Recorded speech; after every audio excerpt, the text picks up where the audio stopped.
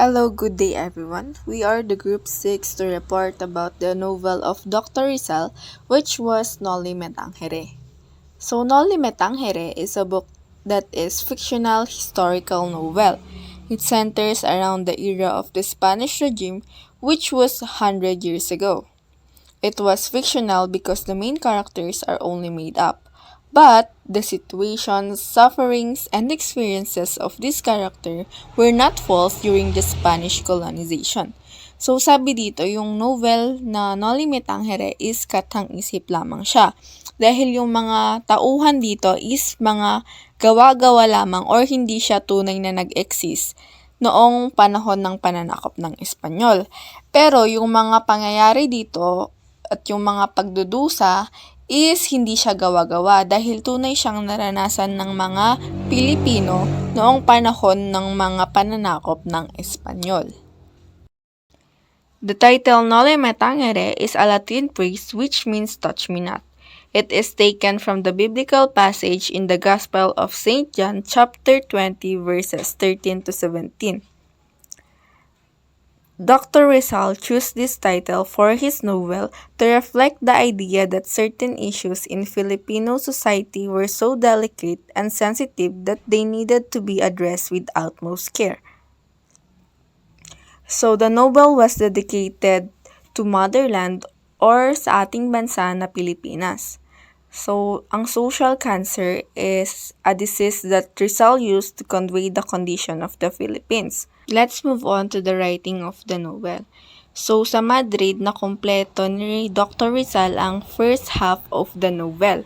Sa Paris naman, nakumpleto ang 1/4 ng nobela, and sa Berlin natapos ang nobela ni Dr. Rizal noong February 21, 1887. Now, let's move on to Dr. Maximo Viola. He is the savior of Noli Me Tañgere.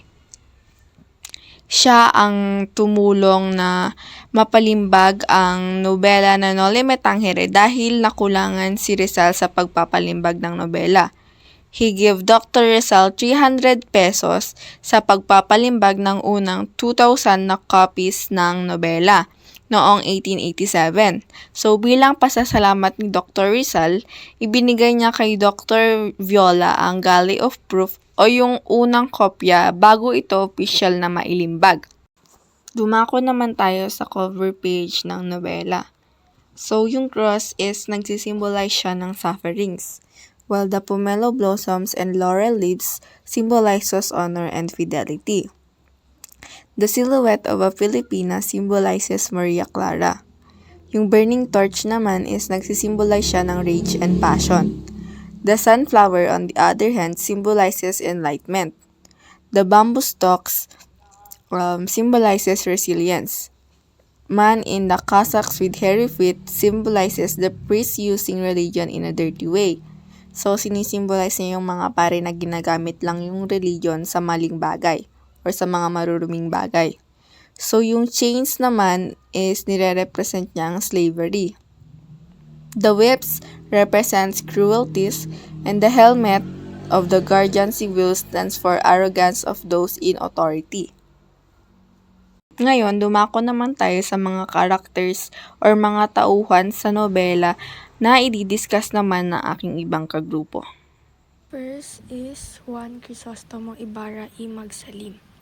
He is a son of a Filipino businessman, Don Rafael Ibarra. He studied in Europe for 7 years, and nung bumalik siya dito sa Pilipinas, gusto niyang i-improve yung ating country kasi nasaksihan niyang maraming tao ang nagsasuffer at natatrato ng hindi patas. Kaya after niyang mag-aral sa Europe, nagkaroon siya ng magandang idea at naniniwala siyang mai-improve niya ang Pilipinas through education and peaceful change. And he is also Maria Clara's fiancé.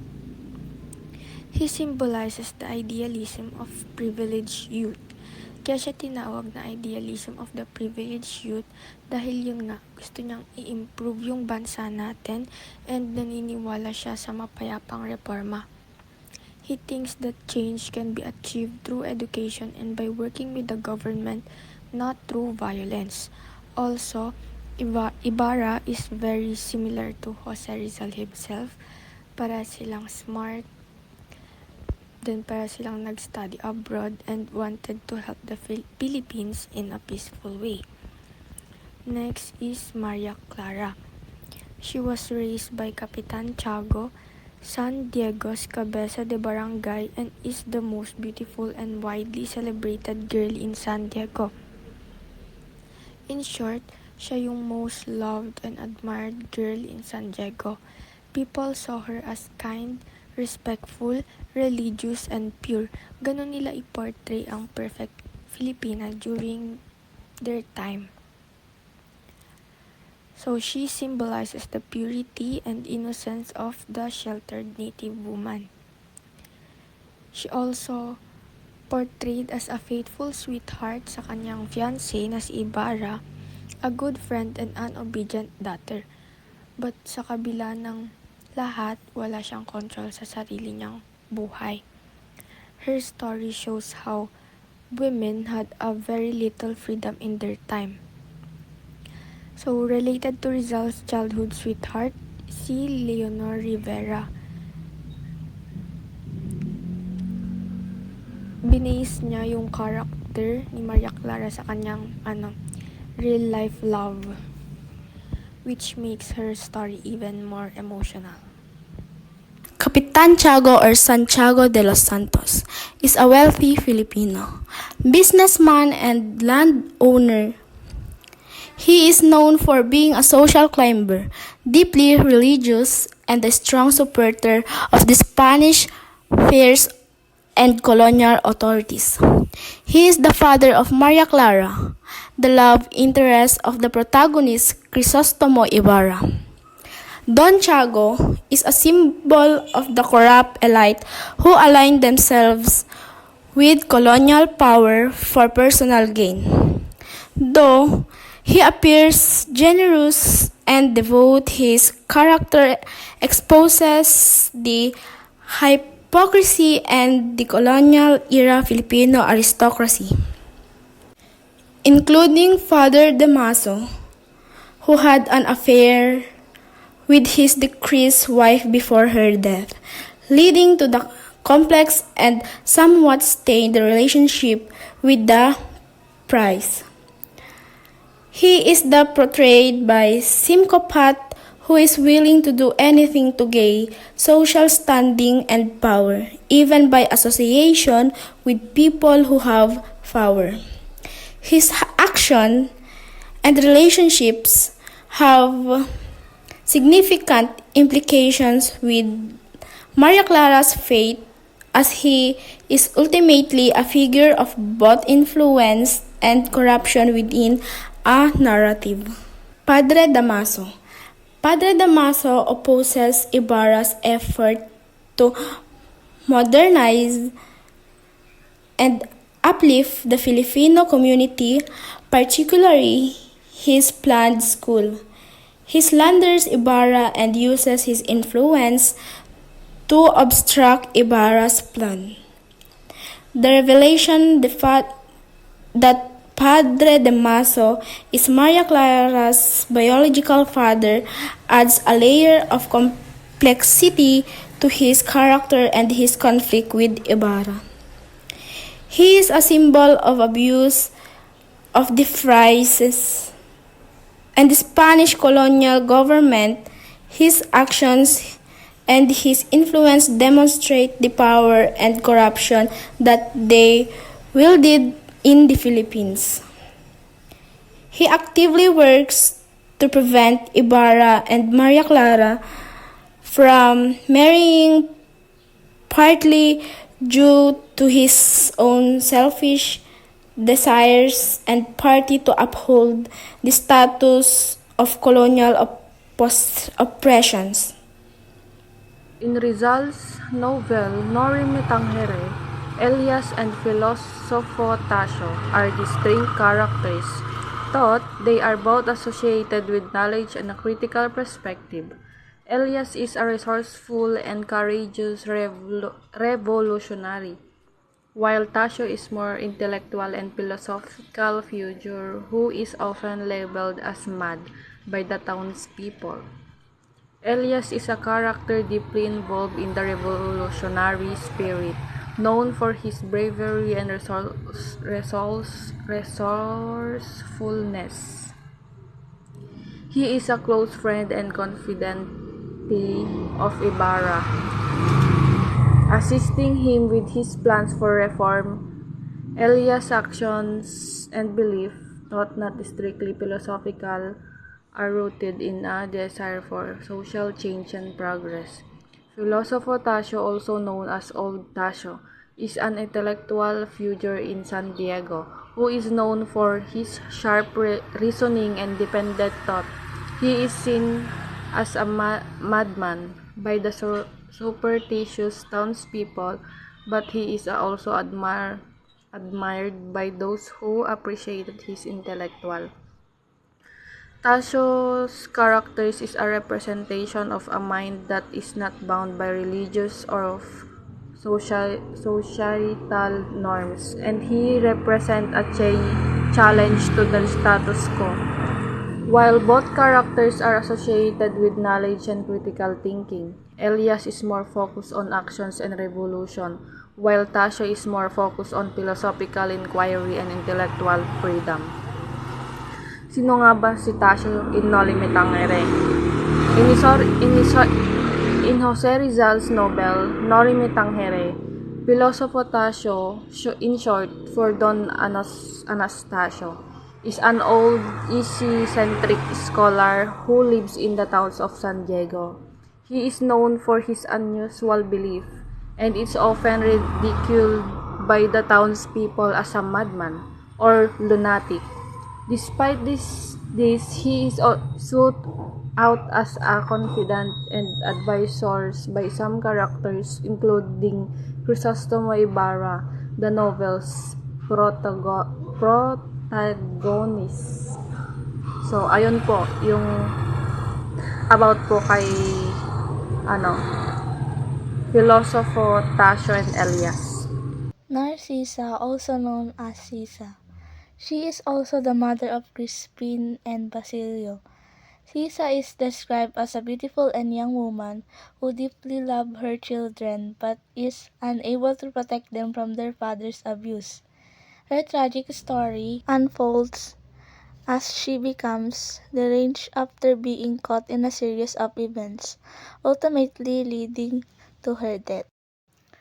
Crispin is a young sacristan who lives with his brother Basilio in San Diego. He is falsely accused of stealing money from the church and faces harsh punishment and relentless fines, ultimately leading to his death. His tragic fate highlights the injustice of cruelty of the colonial system and the abuse suffered by the ordinary people. Basilio was a young boy living in San Diego and the older brother of Crispin. Following his mother's death and his brother's disappearance, Basilio fled the town and was taken in by Capitan Tiago. Living in Manila, he became a medical student, also joining the student organization attempting to found the Castilian Academy. Padre Bernardo Salvi, or most commonly known as Padre Salvi, was a Spanish Catholic friar and the successor of Padre Damaso as the curate of San Diego. He uses his position in the church to manipulate people and achieve his goals. He also wanted to destroy Crisostomo Ibarra and deny Maria Clara her marriage. Because he secretly loves Maria Clara and uses his power to get close to her, and shows piety in public but secretly does evil. El Alferez refers to the unnamed chief of the local Guardia Civil in the town of San Diego. He is a respected figure in the community, but his life is marred by his wife's personality and eventually leads to his downfall due to alcoholism and abuse. El Alferez was the head of the Guardia Civil in San Diego, the security force during the Spanish era. He was married to Doña Consolacion, a Filipino who pretended to be Spanish and often belittled her own. He has a conflict with Father Salvi, which symbolizes the conflict between church and states. They often clash over power in the country, The church and the military both want to dominate. El Alferez is responsible for many abuses by the Guardia Civil, including illegal arrest and torture of citizens. His treatment to Doña Consolacion, his wife, was dark and violent relationship, deepening the theme of abuse in the novel. Doña Consolacion is a brutal, vulgar, and older Filipino woman who strands herself between Spanish culture and Filipino culture. She is ashamed of her heritage and pretends to be unable to speak Tagalog, and tries to imitate the Spaniards, especially in speech. She hurts the servants and is often involved in abuse. Because of his humble background, she often imposes power on others to feel superior.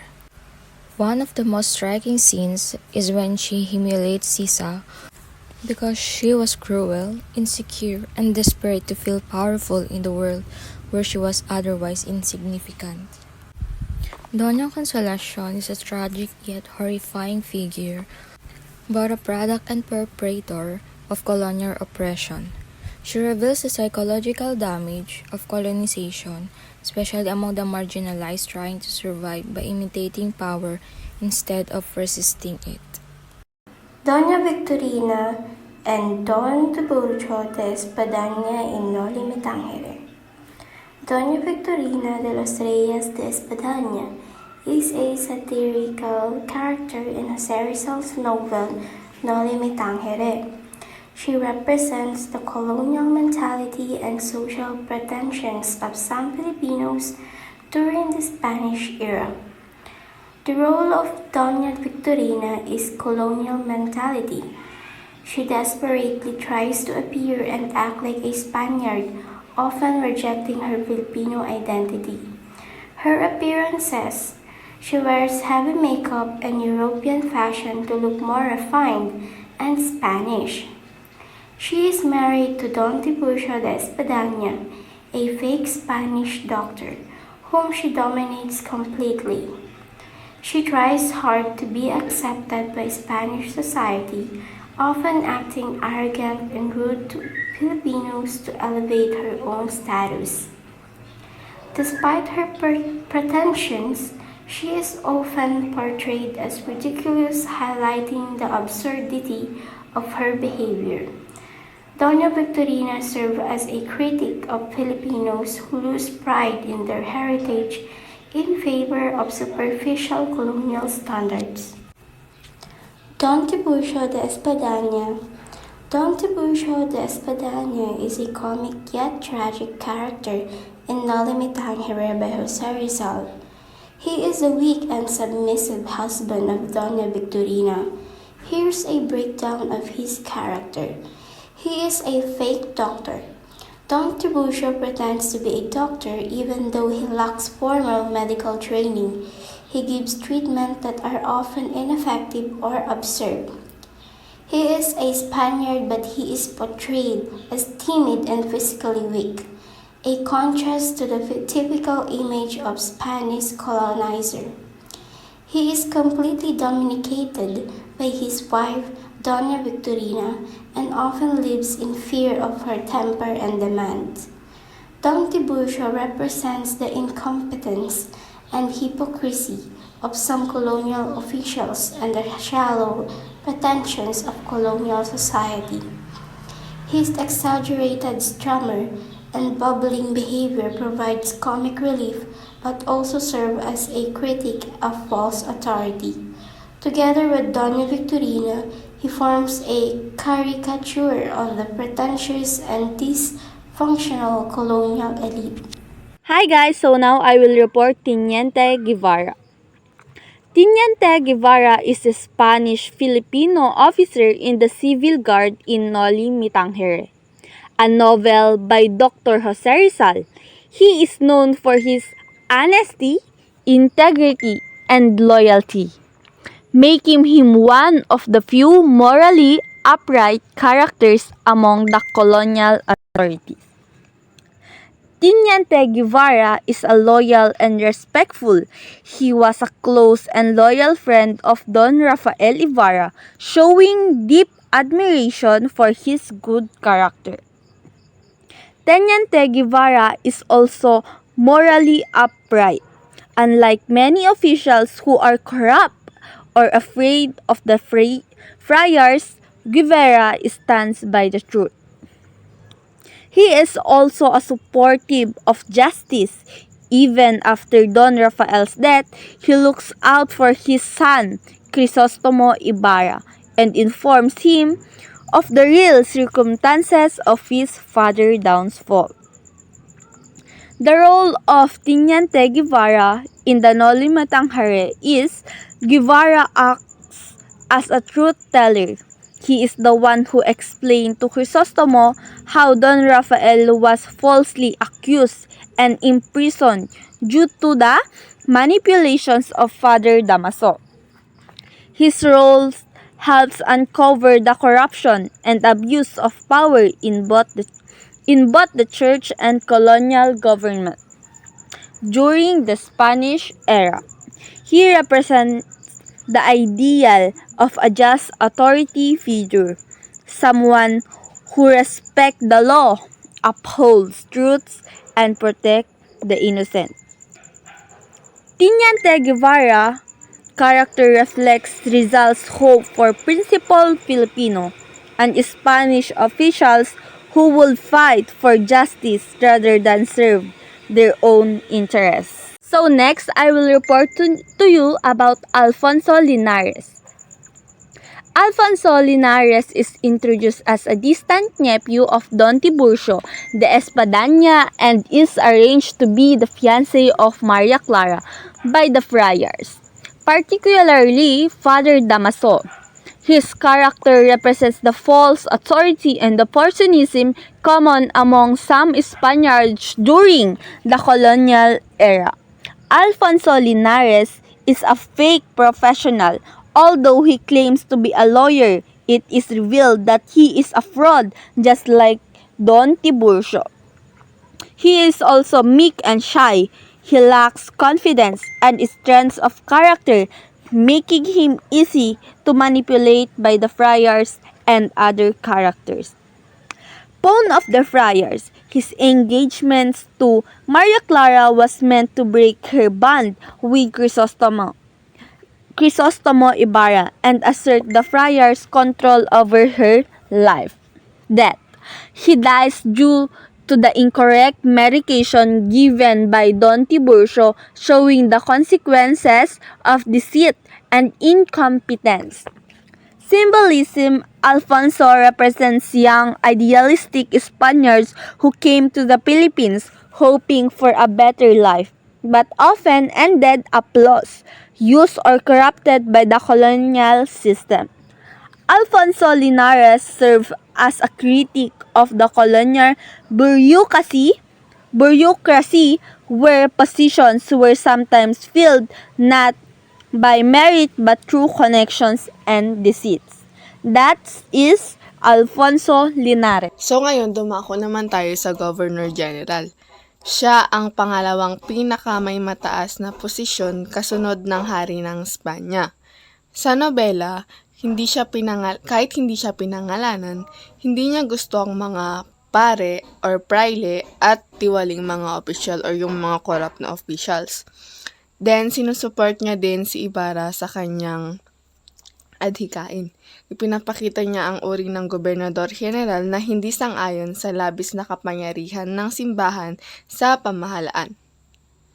Up next is Don Filippo Lino, a representative of the younger, less religiously shackled generation of movers and shakers in San Diego and vice mayor of the town, leader of the liberals. So sabi dito, si Don Filippo Lino ay isang kinatawan ng kabataang henerasyon, hindi gaanong attached or nakikisali sa relisyon.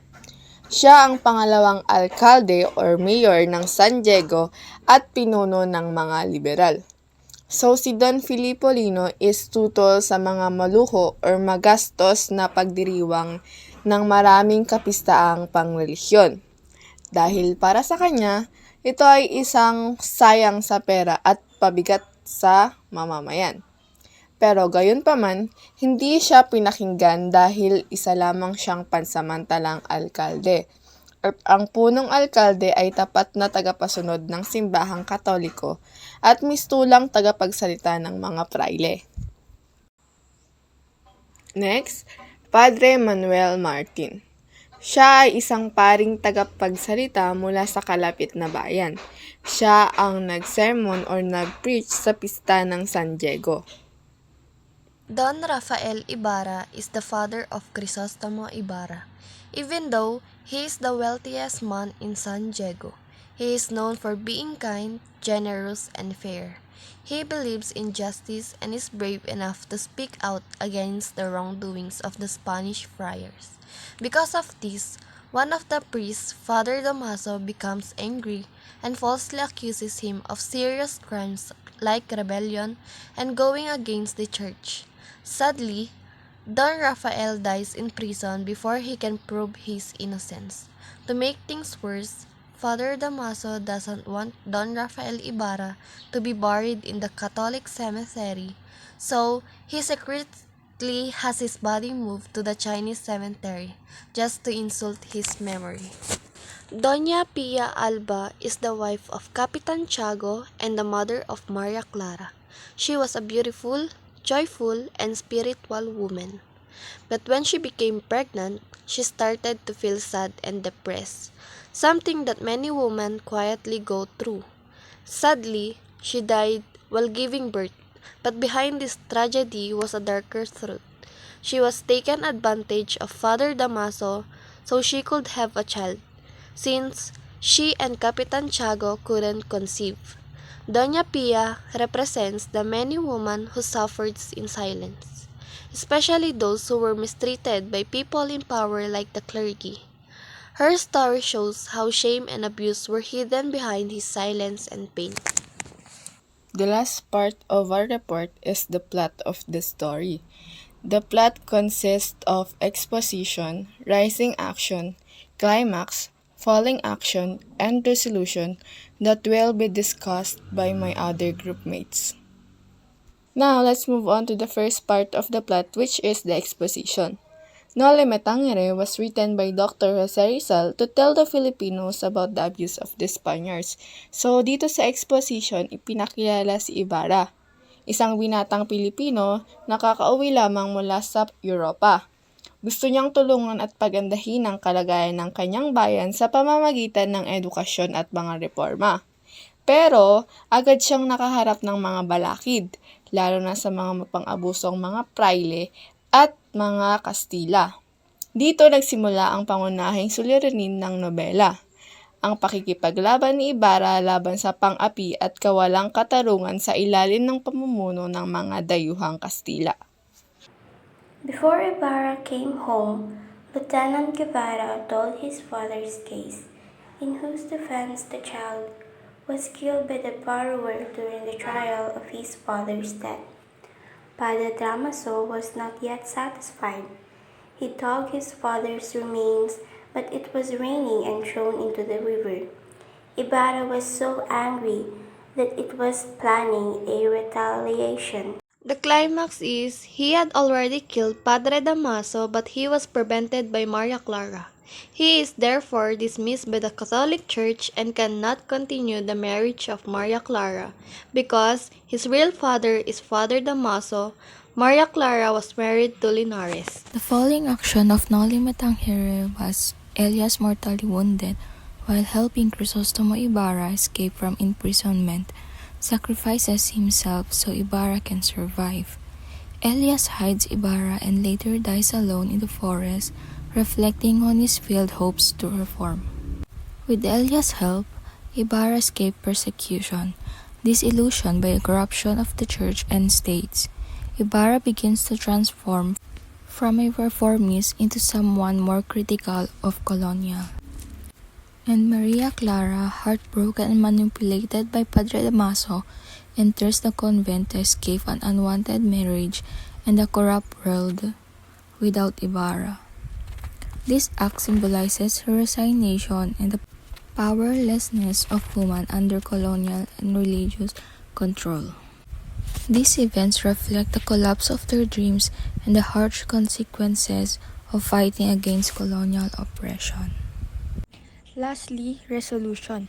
This book was written to awaken the Filipinos from the abusive Spaniards, to spread the hate and plot the revenge on how to get rid of the Spaniards in the Philippines. So, sinasabi dito na yung purpose ng book was to help Filipinos to see how bad the Spaniards have treated them. It wanted to make people angry about the unfair treatment and inspire them to fight back and find a way to remove the Spaniards from the Philippines. That ends our group reporting. I hope you learned from our discussion. That's all. Thank you.